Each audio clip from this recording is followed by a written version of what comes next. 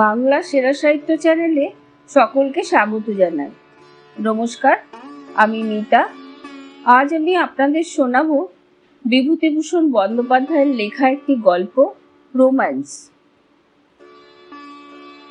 সমীরই প্রথমে কথাটা তুললে। তার মত এই যে রোম্যান্স, প্রেম ওসব নভেলিয়ানা কেবল নভেলেই ঘটে, বাস্তব জীবনে ওদের অস্তিত্ব নেই। তাতে সুধীরও যোগ দিল বলে মনে হলো। ক্রমে ক্রমে বাকি সবাই সমীরের মতেই মত দিল। তারপর ক্লাবের বেয়ারা চা দিয়ে গেল। চা খেতে খেতে আমাদের গল্পের ধারা শীঘ্রই এসে টেনিসে পৌঁছালো অন্য সব দিনের মতো। ঘরের কোণে ব্রিজ টেবিলের আড়ালে রমেনবাবু এতক্ষণ আলু আর মুড়ি দিয়ে আরাম কেদারায় টান হয়ে শুয়েছিলেন। এতক্ষণ পর্যন্ত কোনো তর্কেই তিনি যোগ দেননি, বিশেষ কোনো কথাও বলেননি। চায়ের এক চুমুক খেয়ে একটু তাজা হয়ে নিয়ে বললেন, দেখো, তোমরা এতক্ষণ বকে যাচ্ছিলে, আমি শুনছিলাম। কথা কইনি বটে, কিন্তু যখন কথাটা উঠেছে তখন বলি শোনো। রোম্যান্স আছে, এবং খুবই আছে। জীবনটাই তো একটা প্রকাণ্ড রোম্যান্সে। সে চোখে দেখে কজন, দেখবার চোখই বা আছে কজনের। আচ্ছা, চাটা জুড়িয়ে যাচ্ছে, এসো খেয়ে নেওয়া যাক। শোনো, তারপর বলি। রমেনবাবু আমাদের ক্লাবের নতুন মেম্বার, মাস চারেক হলো যোগ দিয়েছেন। তাকে একটা অদ্ভুত ধরনের লোক বলে আমাদের সকলেরই মনে হয়েছে। ব্রিজ, টেনিস, বিলিয়ার্ড, দাবা কোনো খেলাতেই কোনোদিন তিনি যোগ দেননি।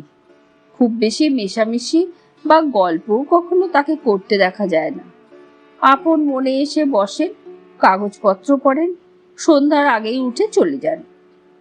কিন্তু লোকটির মধ্যে এমন একটা জিনিস আছে যাতে ক্লাবের সকলে তাকে খুব পছন্দ করে। তিনি না এলে, কেন তিনি এলেন না, সে সম্বন্ধে আলোচনা হয়। এবং আর একটা জিনিস, যা আদৌ ক্ষুদ্র ব্যক্তিত্বের পরিচায়ক নয়, সেটা এই যে তিনি উঠে চলে গেলে তার পেছনে তার সম্বন্ধে মন্দ কথা কেউ কোনো দিন বলতো না। ইতিমধ্যে চা খাওয়া শেষ হয়ে গেছিল। রমেনবাবু চা পান শেষ করে রুমালে মুখ মুছে গল্প শুরু করলেন। বছর কয়েক আগে আমি তখন একটা স্বদেশি ব্যাংকে শেয়ার বিক্রি ও প্রচারের কার্যে ঢাকা যাই। সেই প্রথম ও অঞ্চলে যাওয়া। সময়টা শীতের শেষ হলেও কলকাতার ধারণায় আমি শীতের কাপড় সঙ্গে নিয়ে যাইনি বলে এক দফা পদ্মার স্টিমারে, তারপর ট্রেনে শীতে হিহি করে কাঁপতে কাঁপতে রাত 9:30-10টার সময় গিয়ে ঢাকায় পৌঁছলাম। আমাদের ব্যাংকের একজন ডিরেক্টর ঢাকা শহরের এক ভদ্রলোকের নামে একখানা পরিচয়পত্র দিয়েছিলেন। তিনি শহরের একজন বড় উকিল। নাম এখানে করবার আবশ্যক নেই, তারই বাসায় গিয়ে উঠব এরকম কথা ছিল। আমি যখন সে বাড়ি গিয়ে পৌঁছালাম তখন রাত 10:30টার কম নয়। বেশ জ্যোৎস্না রাত। কম্পাউন্ডের ধারে ফুল বাগান, জাফরিতে মাধুরীলতা এঁকে বেঁকে উঠেছে। আলো আঁধারে পাতার আড়ালে বড় বড় ব্ল্যাক প্রিন্স গোলাপ ফুটে রয়েছে। এসব গাড়িতে বসেই কৌতূহলের সঙ্গে চেয়ে চেয়ে দেখছিলাম। গাড়ি থামতেই একজন হিন্দুস্তানি দারোয়ান রুটি সেকা ফেলে গাড়ির কাছে এসে স্লাম করে দাঁড়ালো। তাকে জিজ্ঞাসা করে জানলাম, উকিলবাবু কি কাজে কুমিল্লাতে গেছেন, আজ 3-4 দিন বাড়ি ছাড়া, কবে আসবেন তার ঠিক নেই। কোচম্যানকে গাড়ি ফেরাতে বলেছি, ডাক বাংলোতেই অগত্যা উঠব। একটি ছেলে বাড়ির মধ্যে থেকে বার হয়ে এলো। সঙ্গে সঙ্গে সেই দারোয়ানটিও এলো। সে যে ইতিমধ্যে কখন বাড়ির মধ্যে ঢুকেছিল আমি লক্ষ্য করিনি। ছেলেটি বললে, বাবা কাল সকালেই আসবেন, আপনি যাবেন না? শুনলে বাবা দুঃখ করবেন। রামদিন, বাবুর জিনিসপত্র নামিয়ে নাও। সুতরাং রয়ে গেলাম। আহার ও শয়নের ব্যবস্থা সুন্দর হলো। সারাদিনের পরিশ্রমে শীঘ্রই ঘুমিয়ে পড়লাম। পরদিন সকালে উঠে বাইরের বারান্দাতে বসে কাগজ পড়ছি। গৃহস্বামীর গাড়ি সদর গেট দিয়ে কম্পাউন্ডের মধ্যে ঢুকলো। আজ সকালে ট্রেনেই উকিলবাবুর আসবার কথা ছিল, তাই তার গাড়ি স্টেশনে গিয়েছিল তাকে আনতে। গৃহস্বামী গাড়ি থেকে আমায় দেখে নেমে আমার পরিচয় জেনে খুব খুশি হলেন, নানাভাবে আপ্যায়িত করলেন। রাত্রে কোনো কষ্ট হয়েছে কিনা সে কথাটা অন্তত 10 বার এমনভাবে জিজ্ঞাসা করলেন যে মনে হলো রাত্রে কষ্ট হয়নি বললে তাকে হতাশ করা হবে। একদিনের মধ্যে আমি যেন বাড়ির লোক হয়ে পড়লাম সে বাড়িতে। রাতের আমার আহারের স্থান হলো বাড়ির মধ্যে দাওয়ায়। পরদিন সকালে আমার বাইরের ঘরে একটি 12-13 বছরের সুন্দরী মেয়ে চা ও খাবার নিয়ে এলো। বেশ ডাগর ডগর চোখ, কালো চুলের রাশ পিঠের ওপর পড়েছে, মুখ দেখে বুদ্ধিমতী মনে হয়। চা ও খাবারের পাত্রটা টেবিলের ওপর রেখে সে চলে যাচ্ছিল। আমি তাকে জিজ্ঞাসা করলাম, তুমি বুঝি খুকি এবারেরই? নাম কি তোমার? সে হেসে বললে, আমার নাম বিনা। তারপরে সে চলে গেল। পরের দিন সকালে সেই মেয়েটি আবার চা নিয়ে এলো। এদিন সে অত শীঘ্র চলে গেল না। তাকে জিজ্ঞাসা করলাম, তুমি বুঝি স্কুলে পড়ো না? সে বললে, আমি মিডফোর্ড গার্লস স্কুলে পড়ি। কোন ক্লাসে পড়ো? এবারে 4th ক্লাসে উঠেছি এই জানুয়ারি মাসে। কি কি বই পড়ো? কিছুক্ষণ ধরে আমাদের কথাবার্তার ধারা ওই পথ ধরেই বেয়ে চলল। বিকালে সে আপনিই আবার এলো, আমার ঘরের চেয়ারটার হাতলের ওপর বসলো। বলল, আপনি বুঝি বই লেখেন? কি করে জানলে বলো দেখি? আপনার নাম দেখেছি, আমাদের বাড়িতে মাসিক পত্র আসে, তাতে আছে। কই, কোন মাসিক পত্র আনো তো দেখি। বিনা 2-3খানা মাসিক পত্র নিয়ে এলো। একটাতে আমার বিদেশি ব্যাংক ও আমাদের কর্তব্য বলে একটা অর্থনৈতিক প্রবন্ধ বার হয়েছিল বটে, সেইটা বিনা খানিকক্ষণ ধরে পড়ল। তারপর সেটা মুড়ে রেখে এই গল্প ও গল্প করতে লাগলো। আমি মুখে মুখে ট্রান্সলেশন জিজ্ঞাসা করলাম, সবগুলোর উত্তর দিলে। ঢাকা মিউজিয়াম দেখতে যাবার ইচ্ছা ছিল। বিকালটাই কিন্তু বিনা অনেকক্ষণ ধরে বসে রইল। মিউজিয়াম দেখতে না যাওয়া হলেও কোনো ক্ষতি অনুভব করলাম না। শেষ রাত্রে কি জন্য ঘুম ভেঙে গিয়েছিল, কানে গেল বাড়ির মধ্যে মেয়েলি গলায় চেঁচিয়ে চেঁচিয়ে ইউক্লিডের জিওমেট্রি পড়ছে। ভারী আশ্চর্য লাগলো। বিনা নিশ্চয়ই নয়, কারণ 4th ক্লাসে জিওমেট্রির ট্যানজেন্ট কোনো স্কুলেই পড়ানো হয় না। তাছাড়া সেটা বিনার গলাও নয়। ঘড়িতে দেখলাম রাত 4টে বেজেছে। মনে মনে ইউক্লিডের অপূর্ব প্রভাবকে ধন্যবাদ না দিয়ে থাকতে পারলাম না। এই শীতের রাত্রে 4টের সময় কার জ্ঞান পিপাসা এত প্রবল হয়ে উঠেছে জানবার ভারী ইচ্ছা হলো। সকালে বিনা চা নিয়ে আসতেই জিজ্ঞাসা করলাম, বিনা, শেষ রাত্রে কে জিওমেট্রি পড়ছিল বাড়ির মধ্যে? তুমি? বিনা হেসে বললে, আমি না, দিদি। এইবার ম্যাট্রিক দেবে। এই সামনের বুধবার থেকে এক্সামিনে বসবে কি না? আমি বললাম, কই, তোমার দিদি ম্যাট্রিক দিচ্ছেন সে কথা তো শুনিনি। স্কুলের গাড়িতে তো তুমিই একলা যাও দেখছি। বিনা হেসে গড়িয়ে পড়ে আর কি। বললে, বারে, বেশ লোক তো আপনি। দিদি তো অ্যালাউ হয়ে বাড়ি বসে পড়েছে। ও বুঝি আমার সঙ্গে রোজ রোজ স্কুলের গাড়িতে পড়তে যাবে? কথাটা বিনা ঠিকই বলেছে। তার হাসিটা নিতান্ত অসঙ্গত নয় বটে।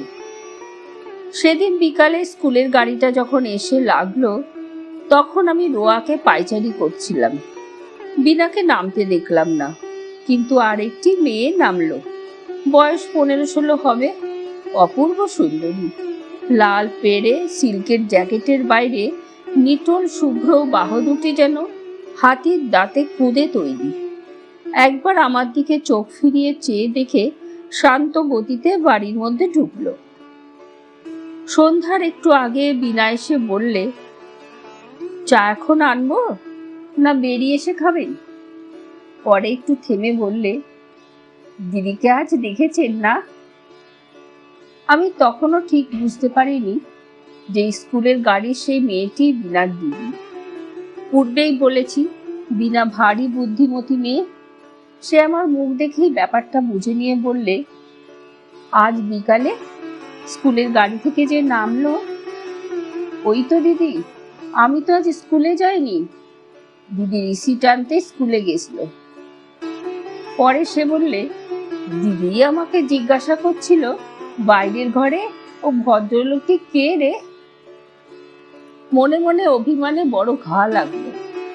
বড় মানুষের মেয়ে বটে, সুন্দরীও বটে, কিন্তু আজ 6-7 দিন যে আমি তার বাপের বৈঠকখানার একখানা চেয়ার টেবিলের মতো বাইরের ঘরের এক কোণে পড়ে আছি, এতদিনের মধ্যে হতভাগ্যের সম্বন্ধে সে সংবাদটুকুও কি তার কর্ণগোচর হয়নি? দিন 2 কেটে গেল। এ কয়দিনে আমি নিজের কাজে ব্যস্ত হয়ে যথেষ্ট ঘোরাঘুরি করলাম। তাতে ঠিক সময়ে স্নানাহার হয়ে উঠত না কোনো দিনও। সুতরাং বিনার সঙ্গে দেখা হবার সময় হতো না। তৃতীয় দিন সকালে বার হয়ে সন্ধ্যার কিছু আগে ফিরে এলাম। বারান্দাটাতে বসে একটু বিশ্রাম করছি। অপ্রত্যাশিতভাবে বিনা ঘরে ঢুকে হাসি মুখে বললে, ঠাকুর 2 বার, তারপর আমি 2 বার আপনাকে ডাকতে এসে ফিরে গিয়েছি। আপনার খিদে তেষ্টা কি কিছুই পায় না? কোথায় ছিলেন সারাটা দিন? আমি কৈফিয়ত দেবার আগেই সে বলে উঠল, হাত মুখ ধুয়ে ফেলুন তো, আপনার চা নিয়ে আসি। বাবা এখনো কাছারি থেকে ফেরেননি, গরম জল চড়ানোই আছে। অল্প পরেই সে চা নিয়ে এসে অভ্যস্তভাবে সামনের চেয়ারের হাতলটার উপর বসে অনর্গল বকে যেতে লাগলো। সব কথার উত্তর পাবারও প্রত্যাশা সে রাখে না, আপনা আপনি বেশ বলে যেতে পারে। বললে, ভারী মজা হয়েছে। আমি আপনার একটা লেখা দিদিকে দেখিয়ে বললুম, পড়ে দেখো তো। দিদি পড়তে গিয়ে বুঝতে পারে না। দাঁড়ান, সেখানে আনি। আমার উত্তরের অপেক্ষা না করেই সে বাড়ির মধ্যে চলে গেল। কিন্তু সেদিন আর সে বাইরের ঘরে দেখা দিলে না। বিনার খামখেয়ালি ধরন আমার জানা ছিল, কাজেই এতে আমি কিছু মাত্র আশ্চর্য হলাম না। পরদিন সকালে সে এলো, হাতে একখানা বঙ্গবন্ধু। আমাকে দেখিয়ে বললে, এই নিন, দিন লিখি বুঝিয়ে। লাল পেন্সিলে দিদি দাগ দিয়ে দিয়েছে জায়গাটা। হাতে নিয়ে মনে মনে ভাবলাম, যদি ম্যাট্রিক ক্লাসের একটি মেয়েকেও তাক লাগিয়ে না দিতে পারলাম, তবে অনবরত দিন 15 ধরে ইম্পেরিয়াল লাইব্রেরি যাতায়াত এবং নানান ইয়ারবুক নাড়াচাড়া করবার সার্থকতা আর কি হলো। বিনা বিকেলবেলা একখানা খাতা হাতে নিয়ে এসে বললে, চাটা খেয়ে নিন, নিয়ে দিদির এই ট্রান্সলেশনটা হয়েছে কিনা দেখে দিন তো। দিদি বললে আপনাকে দেখাতে। সেটা হাতে নিয়ে দেখলাম। বেশ গোটা গোটা মুক্ত ছাদের লেখাটা বটে, কিন্তু ট্রান্সলেশনটা বিশেষ উঁচু দরের নয়। কাজেই যখন বিনা বললে, ধরুন 20 নম্বর আছে, কত নম্বর দেবেন আপনি? তখন একটু আমতা আমতা করে বললাম, নম্বর তা এই ধরো, অবশ্যই বাংলাটা খুব শক্ত, তা ধরো এই 4 কি 5 দিতে পারি মোটে, তবেই হয়েছে। দিদি তাহলে এবার ইংরাজিতে ফেলতু ফেলু। কথাটা শেষ করেই সে মুখে হাতখানা চাপা দিয়ে খিলখিল করে হেসে উঠল। আমি একটু অপ্রতিভ হয়ে বললাম, না না, ফেল কেন হবেন, আর একটা সোজা দেখে করলেই। এটা বেজাই শক্ত কিনা।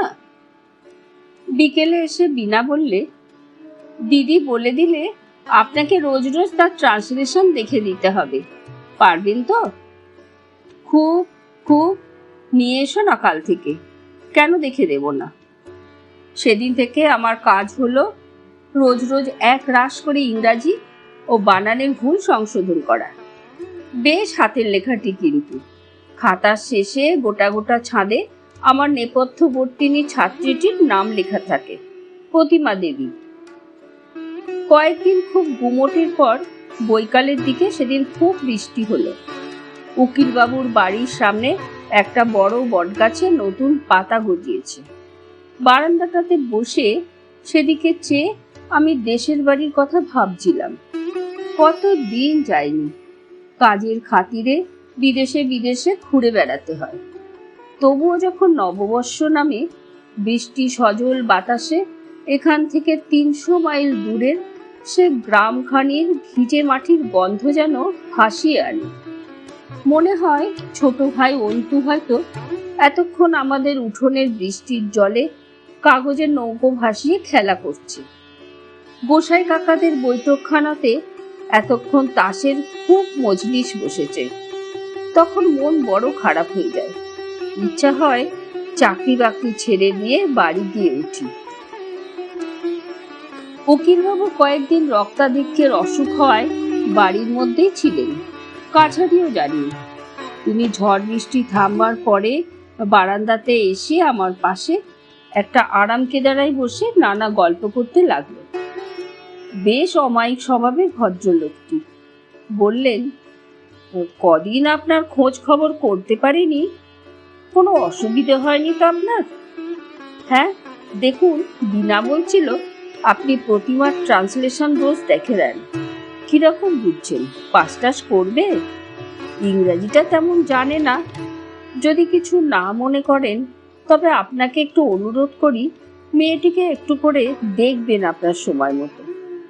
শুধু ইংরাজিটা দেখে দিলেই। ওর মাস্টার ছিল, হঠাৎ মা মারা যাওয়াতে বেচারি জানুয়ারি মাসে বাড়ি চলে গেল, আর এলো না। অবশ্যই যদি আপনার, বলা বাহুল্য আমাকে এ বিষয়ে রাজি করাতে তার যতটা বাক্য ব্যয় করার প্রয়োজন ছিল তিনি তার চেয়ে যেন একটু বেশিই করলেন। তারপর দিন দুই কেটে গেল। প্রতিমা রোজ বিকেলে নয় দুপুরে খাতা নিয়ে এসে বসে, সঙ্গে থাকে বিনা। কোনো কোনো দিন সেও থাকে না। ধরনটি ওর ভারী মিষ্টি, অথচ ওর মধ্যে এমন একটা স্বাভাবিক গাম্ভীর্য আছে যা অবাধ পরিচয়ের পথে একটা সহজ ব্যবধানের সৃষ্টি করে। সেদিন প্রতিমা এসে সামনের চেয়ারখানাতে বসলো। ট্রান্সলেশন দেবার পরে সে মুখ নিচু করে হেসে বললে, আমি পারবো না, এটা বদলে দিন। আমি বললাম, এমন আর শক্ত কি, করে দেখবে এখন সোজা। সে পুনরায় ঠিক সেইভাবে হেসে বললে, না আমি পারবো না, আপনি বদলে দিন। যে সুরে সে কথাটা বললে সেটা অতি শান্ত মৃদু হলেও মনে হলো এরপর আর তর্ক চলে না। বদলে দিলাম বটে, কিন্তু ভাবলাম মেয়েটি একটু একরোখা ধরনের। পড়াশুনো শেষ করেই প্রতিমা খাতাপত্র উঠিয়ে নিয়ে চলে গেল। একটু পরে বিকেলের দিকে আবার খুব ঝড় বৃষ্টি নামলো। এই অবস্থায় বাইরে বেড়াতে যাওয়া উচিত হবে না বুঝে চুপ করে বারান্দায় আরাম কেদারাটাতে বসে আছি। পেছনে দৌড় খোলা শব্দ হলো। চেয়ে দেখি আগে বিনা, পেছনে প্রতিমার ঘরে ঢুকছে। প্রতিমার আগমন অনেকটাই অপ্রত্যাশিত, কারণ এক পড়াশোনার সময়টি ছাড়া প্রতিমা অন্য কোনো সময়ে আমার এখানে আসেনি কখনো। বিনা ঘরে ঢুকেই বলল, কেমন বৃষ্টি নেমেছে মাস্টারমশাই? এসো এসো, ভিজতে ভিজতে এলে যে। দিদি বললে আপনি একলাটি বসে আছেন, তাই চলো গিয়ে গল্প করি। প্রতিমা তার দিকে ভ্রুকুটি করে বললে, আমি। পূর্বে ও কথাটা মনে হয়েছে, এখনো মনে হলো। প্রতিমা যে সুন্দরী, তার ব্লাউজের হাতার লাল সিল্কের পাড়ের সঙ্গে সুন্দর খাপ খাওয়া শুভ্র বাহু দুটির নিটোল গঠনের দিকে চেয়ে একথা মনে মনে অস্বীকার করতে পারলাম না। কিন্তু সকলের চেয়ে অদ্ভুত তার দুটি চোখ, ও ভুরু দুটির একটি বিশেষ ভঙ্গিমা। সেটা ঠিক কি তা ঠিক মুখে বোঝানো যায় না, অথচ যে ধরনের সৌন্দর্যে মনের মধ্যে একটা অব্যক্ত অভাবের বেদনা সৃষ্টি করে, ওর মুখের সৌন্দর্যটা ঠিক সেই ধরনের।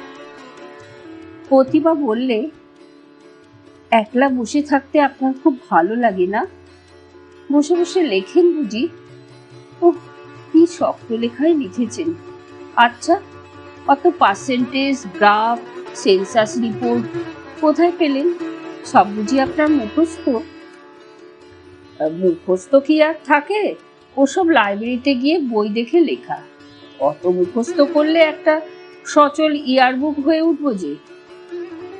আচ্ছা, আপনার দেশ কোথায়? অনেক দূর, বর্ধমান জেলায়। তোমার জিওগ্রাফি আছে ম্যাট্রিকে? প্রতিভা মৃদু হেসে বললেন, জিওগ্রাফি না থাকলেও বর্ধমান জেলা জানি। বিনা বললে, আমাদের ক্লাসের জিওগ্রাফিতে বর্ধমান জেলার কথা আছে। আচ্ছা, আপনাদের দেশে খুব ধান হয় আর খুব কয়লার খনি আছে না মাস্টারমশাই?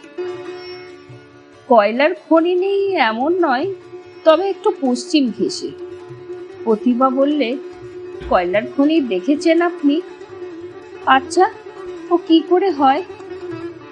কয়লার খনির উৎপত্তির কথা সে পড়াতে স্বভাবতই অনেক কথা মনে পড়ল। পৃথিবীর আদিম জন্মকথা, নেবুলা, স্তর বিভাগ, বিভিন্ন যুগ বিভাগ, সূর্য প্রাণীর জন্মের ইতিহাস, জীবাত্মা ও অধুনালুপ্ত অতিকায় জীবদিগের বিবরণ ইত্যাদি। একদিকে প্রতিভার সৌন্দর্য, অন্যদিকে এসব মহিমাময় বৈজ্ঞানিক রোমান্স। যেন একদিকে শাশ্বতী নারীর কমনীয়তা, অন্যদিকে পুরুষের বিশাল প্রসারতা ও উদার কল্পনার প্রতীক। প্রতিভা খুব মন দিয়ে শুনছিল এবং মাঝে মাঝে এই প্রশ্ন ও প্রশ্ন করছিল। শেষ হয়ে গেলে বললে, আমি এসব কথা শুনিনি তো কোনোদিন, স্কুলে কেউ তো বলে না। ওরা চলে গেল। বাইরে গিয়েই প্রতিমা বিনার দিকে চেয়ে নিচু গলায় শাসনের সুরে বলছে কানে গেল, ওরকম মাস্টারমশাই মাস্টারমশাই বলছিলি কেন বিনা? ভারী খারাপ শোনাচ্ছিল কানে। উনি কি আমাদের মাইনে নিয়ে পড়ান? কয়েকদিন পরে হঠাৎ আমি কলিকাতায় ফেরবার জরুরি তার পেলাম অফিস থেকে। পরদিন সকালে বিছানাপত্র বাঁধা ছাদা চলছে। বিনা এসে বললে, আপনার যাওয়া হবে না। বেশ তো আপনি, ভরা অমাবস্যা মাথায় বুঝি বাড়ি থেকে বেরোতে আছে? দিদি বলে দিলে, রমনবাবুকে বারণ করে আয়, কাল যাবেন এখন। খুলুন বিছানা, ধরবো। সেদিন অমাবস্যা কাটবার কথা ছিল না, সুতরাং বিছানাপত্র আবার খুলতে হলো। পরদিন সকালে এক কাণ্ড ঘটল। 10টার গাড়িতে আমি যাব, উকিলবাবু আমার সঙ্গে যাবেন তার কি কাজে ফরিদপুরে। নারায়ণগঞ্জ থেকে এক স্টিমারেই আমরা যাব। সকালে দুজনে একসঙ্গে মাঝের বারান্দাতে খেতে বসেছি। হঠাৎ উকিলবাবু প্রতিমার উপর রেগে উঠলেন। আজকে রান্নাবান্নার ভার তারই উপর বুঝি উকিলবাবু দিয়েছিলেন। সে একটু বেলায় আরম্ভ করিয়েছে ঠাকুরকে দিয়ে। এই তুচ্ছ বিষয় নিয়ে, বিশেষ করে আমি সেখানে একজন বাইরের লোক, আমার সামনে মেয়েকে এমন রূঢ় ও অপ্রীতিকর কথাবার্তা বললেন, যাতে করে আমি অত্যন্ত সংকোচ বোধ করলাম। আমার দিকে চেয়ে তিনি বলতে লাগলেন, দেখলেন রমেনবাবু আজকালকার মেয়েদের? আমি ওকে কাল রাত থেকে বলছি সকালে আমরা যাব, সব যেন ঠিক থাকে। দেখছেন তো এবার কাণ্ড কারখানা। বলি, এটা কি ঝোল নাকি ছাই? এটা এর নাম ঝোল না।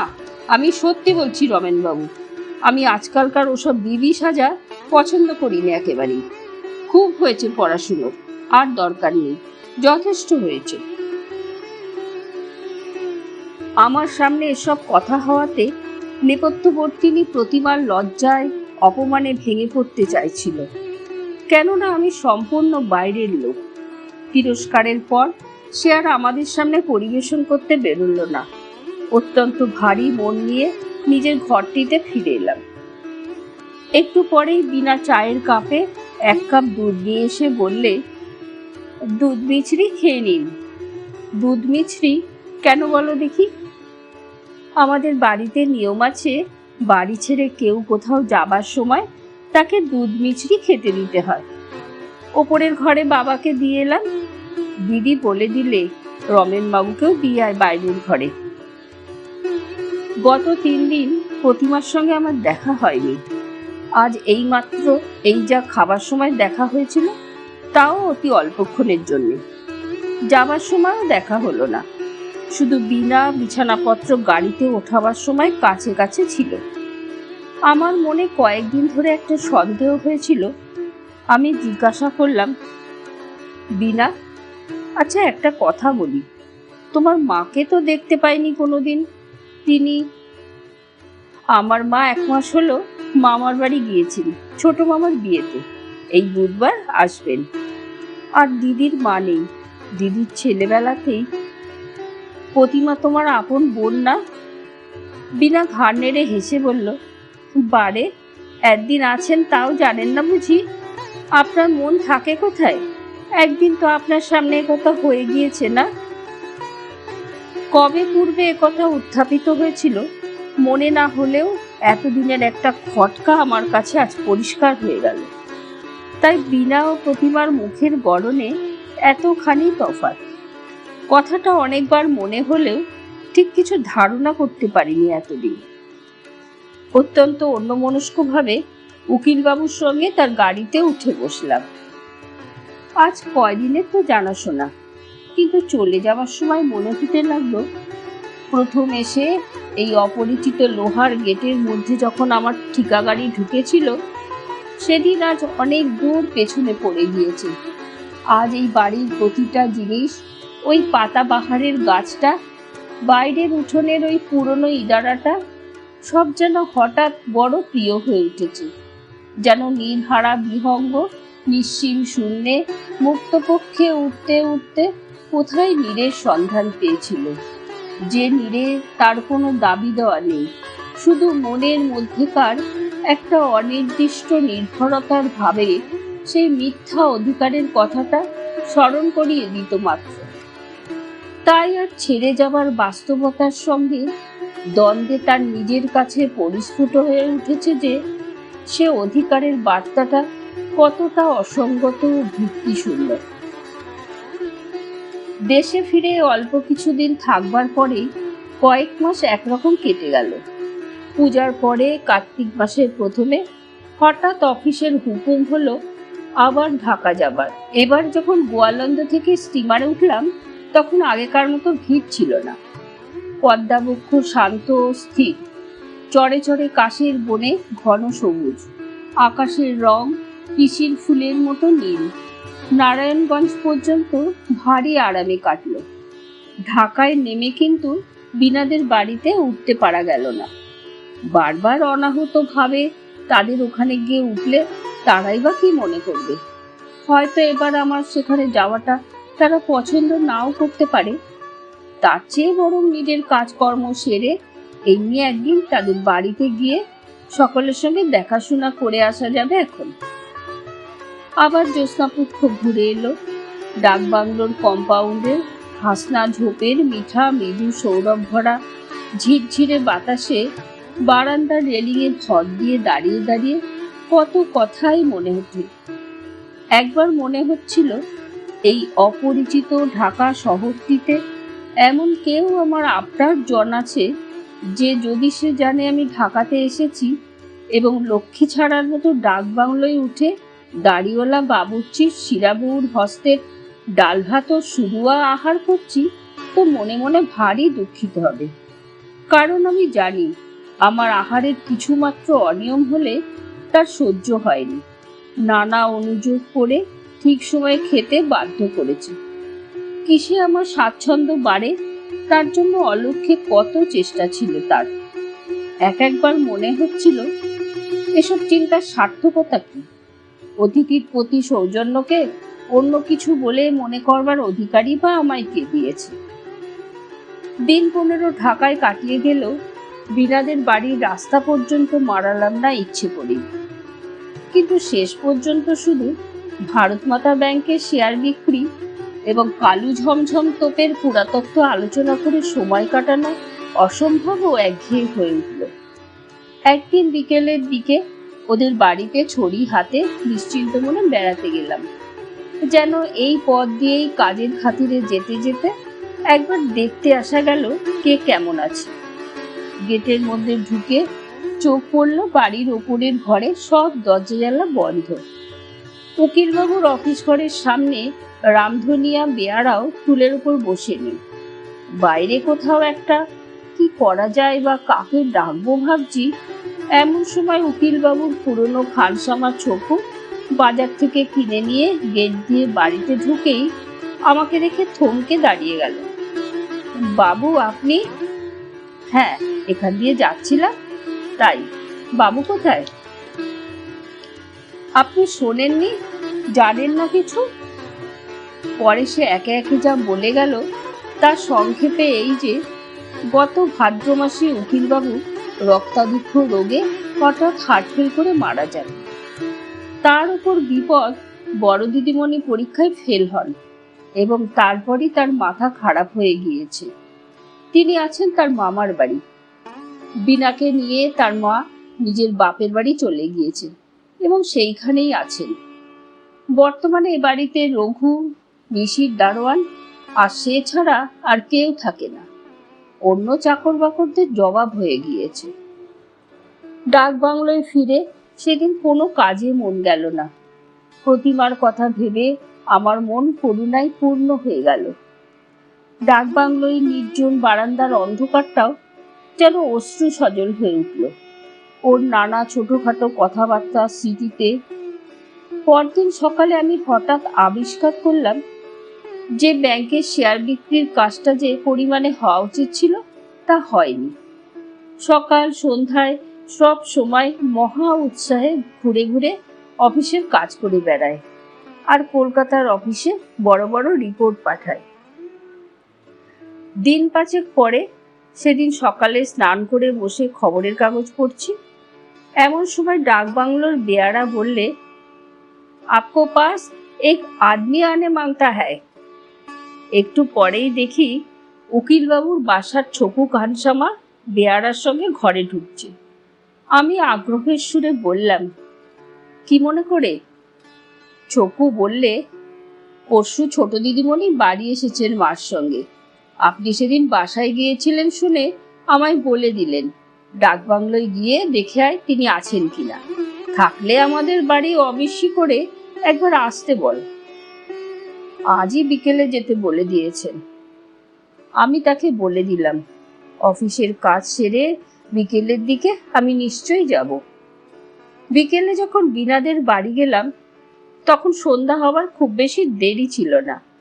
রাস্তার ধারে ধারে আলো দিয়েছে, মোড়ে মোড়ে ফিরিওয়ালা চাই গরম গরম বাখার খানি বলে হেঁকে যাচ্ছে। ওদের বাড়ি পৌঁছে বাড়ির মধ্যে খবর পাঠালাম। একটু পরে বিনা এসে পায়ের ধুলো নিয়ে প্রণাম করে মৃদু স্বরে জিজ্ঞাসা করলে, আপনার শরীর ভালো আছে তো? একরকম মন্দ নয়। তোমাদের সব? বিনা চোখ দিয়ে ঝরঝর করে জল ঝরে পড়ল। কথাটা জিজ্ঞাসা না করাই বোধহয় উচিত ছিল। সান্ত্বনা সূচক গোটা কতক মামুলি কথা বলে আনাড়ির মতো বসে রইলাম। কিন্তু ওই জন্যেই আমি বিনাকে ভারী পছন্দ করি। এত অল্পক্ষণের মধ্যে সে নিজের দুর্বলতাটুকু সামলে নিলে যে তাকে আমি মনে মনে সাধারণ মেয়েদের চেয়ে উচ্চ আসনে স্থান না দিয়ে পারলাম না। চোখ মুছে নিয়ে বললে, আপনি এসে উঠেছেন কোথায়? ডাকবাংলোয়? আচ্ছা, এইবার তো আমরা এসেছি। জিনিসপত্র নিয়ে এখানে চলে আসুন কাল সকালেই। বিনা কথাটা এমন হুকুমের সুরে বললে যে হঠাৎ তার প্রতিবাদ করা সম্ভব নয়। অন্য কথা তুলে সেটা চাপা দেবার নানা অনাবশ্যকীয় কথা উঠালাম, যেন প্রধানত সেইগুলো জানবার আগ্রহেই আমি এতটা পথ হেঁটে এসেছি। শেষে বললাম, প্রতিমা কোথায়? এই প্রশ্নটা অনেকবার মুখে এলো, এতক্ষণের মধ্যে কি জানি কেন একবারও মুখ ফুটে জিজ্ঞাসা করে উঠতে পারিনি। বিনা বললে, দিদি এখনো সারেনি, বড় মামাবাবু সঙ্গে করে চুনার নিয়ে গেছেন, সেইখানে আছে। কেবল আপন মনে বসে কি ভাবে, এছাড়া আর কোনো খারাপ লক্ষণ নেই। কিন্তু খায় দায় না, শুতেও চায় না, বেড়াতে যেতেও চায় না, কেবল রাত দিন বসে বসে ভাবছে। ওই তার রোগ। পরীক্ষায় পাশ না করেই বোধহয় এমন হয়েছে। বিনা বললে, শুধু পরীক্ষায় পাশ নয়, সে অনেক কথা, আপনাকে বলতে আর কি, আপনি ঘরের লোক। দিদি পরীক্ষা দেওয়ার পর বাবা তার এক সম্বন্ধ ঠিক করলেন, চাটগাঁয়ের উকিল, হাতে পয়সা আছে, কিন্তু তেজ পক্ষের বর, বয়স 40-এরও উপরে। দিদি সব শুনেছিল, কিন্তু কিছু বলেনি। মা কত বোঝালেন, কিন্তু বাবার ইদানিং কেমন হয়েছিল জানি নে, দিদিকে একেবারে যেন বিষ নজরে দেখতেন। দিদি শেষে রাগে পড়ে খবরের কাগজ দেখে কোথাকার এক স্কুলে মাস্টারির দরখাস্ত করে চাকরি পায়ও, কিন্তু বাবার হাতে তাদের চিঠি এসে পড়ে। তারপর সে কি অপমান আর কি কাণ্ড। তারপরে পরীক্ষায় ফেল হলো, সে আবার এক কাণ্ড। বাবা হঠাৎ মারা না গেলে এ বিয়ে ঠিক হতো। এইসব গোলমালে দিদি যেন কেমন হয়ে গেল। চিরকাল সে ভারী অভিমানী। দিদির কোনো দোষ ছিল না। সে যে মাস্টারির দরখাস্ত করেছিল, সে শুধু অপমানের জ্বালায় জ্বলে জ্বলে আর থাকতে না পেরে। তারপর বিনা আমায় বসতে বলে তাড়াতাড়ি বাড়ির মধ্যে চলে গেল, এবং কিছুক্ষণ পরে পুরনো দিনের মতো নিজের হাতে চা ও ঝিয়ের হাতে জলখাবারের রেকাবি আর জলের গ্লাস নিয়ে ঘরের টেবিলে রেখে বললে, আসুন দেখি, খেয়ে দেখুন তো চাটা, তবে কি আর আপনার ডাক বাংলোর বাবুর্চির মতো হয়েছে? বিনা আগেকার চেয়েও সুশ্রী ও মাথায় বড় হয়ে উঠেছে, তবে ও ধরনগুলো ঠিক আছে, একটুও বদলায়নি, বেশ লাগে ওকে। উঠবার সময় বিনা বললে, কিন্তু আপনি কাল সকালে আসবেন তো? আমি মাকে বলেছি, আপনি না এলে ভারী রাগ করবো বলে দিচ্ছি। কাল রঘু মিসিরকে সকালে ডাক বাংলোয় পাঠিয়ে দেবো। এখন আমি তাকে বুঝিয়ে বললাম, এখানকার অফিসের কাজ শেষ হয়ে এসেছে, বেশি দিন আর ঢাকায় থাকতে হবে না, অল্প দিনের মধ্যেই কলকাতায় যেতে হবে, বরং এরপর যখন আসবো ইত্যাদি। বিনা কিন্তু কিছুতেই শুনলে না। তার মনেও বেশি কষ্ট দিতে পারলাম না। রাজি হয়ে বললাম, আচ্ছা তাই হবে, তবে একটু দেরি হয়ে যাবে হয়তো, এই বেলা 9টার মধ্যেই আসবো। বিনা খুব খুশি হয়ে বললে, আপনার সেই ঘরটাতেই থাকবেন, সকালেই 8টার আগে আমি রঘু মিসিরকে পাঠাবো। চলে আসবার সময় আবার ডেকে বললে, সকালে চা খেয়ে আসবেন না জানো, এখানে এসেই খাবেন। ডাকবাংলোয় ফেরবার পথে সেদিন একটা সত্য আমার কাছে বেশ পরিস্ফুট হয়ে উঠল। হঠাৎ বিনারা আমার বড় আপন হয়ে উঠেছে। এত অল্প দিনের যে উপকরণে গাঁথনি পাকা ও শক্ত হয়ে ওঠে, ওদের দিক থেকে অন্তত তার কোনো কার্পণ্যতা ছিল না। মানুষের সঙ্গে মানুষের এরকম সহজ সম্পর্ক, আদান প্রদান যে জীবনের কত বড় সম্পদ, তা অনেক স্থলে আমরা বুঝি না বলেই সকল সম্বন্ধকে ছোট করে দেখতে শিখি। মেয়েরা এটা কেমন সুন্দরভাবে পারে। ওদের চরিত্রগত সেবা প্রবৃত্তি ও মুগ্ধ মনের সৌন্দর্য জগৎকে কত দিক থেকে যে মঙ্গল ও কল্যাণে ভরে রেখেছে, তার বাস্তবতা সেদিন নির্জন ডাকবাংলোর বারান্দাতে বসে মনে প্রাণে অনুভব করলাম। সব কথা বুঝিয়ে বলা যায় না।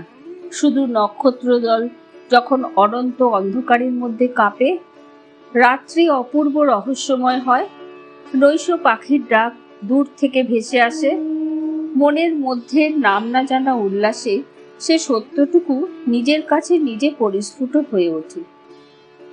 ডাক বাংলোয় ফিরে দেখি আমার এক পুরনো বন্ধু আমার জন্য অপেক্ষা করছেন। তিনি ইন্স্যুরেন্সের দালাল, নারায়ণগঞ্জে কাজে এসেছেন এবং সেখানেই আছেন। তার নামে তার একটা মানি অর্ডার এসেছে, কিন্তু সেখানকার পোস্টমাস্টার তাকে চেনেন না। তাকে শনাক্ত করবারও কেউ সেখানে নেই বলে টাকা দিচ্ছেন না। এদিকে তার হাতেও 1 পয়সা নেই।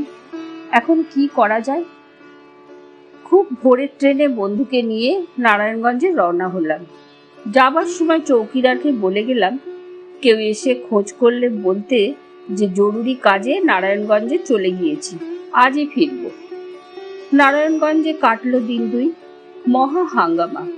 নারায়ণগঞ্জে পোস্টমাস্টার আমাকেও চেনেন না, টাকাও কিছুতেই পাওয়া যায় না। 2-1 জন যাদের সঙ্গে পূর্বে পরিচয় ছিল, তারা টাকা কড়ির হাঙ্গামা শুনে পেছিয়ে গেলেন। অনেক কষ্টে শেষে কাজ মিটল। ডাকবাংলোয় ফিরেই অফিসের চিঠি পেলাম, বিশেষ দরকারে কুমিল্লা যেতে হবে। চিঠি এসে 2 দিন পড়ে আছি। আগেই যাওয়া উচিত ছিল, বিলম্বে কার্যক্ষতি হওয়ার সম্ভাবনা। ডাকবাংলোর চাপরাশি বললে রঘু মিসির 2 দিন এসে ফিরে গিয়েছে। এদিকে ট্রেনের সময় সংক্ষেপ। ফেরবার পথেই বিনার সঙ্গে দেখা করা ঠিক করলাম। কুমিল্লা থেকে যেতে হলো চাটগাঁ, সেখান থেকে স্টিমারে বরিশাল, সেখান থেকে কলকাতা।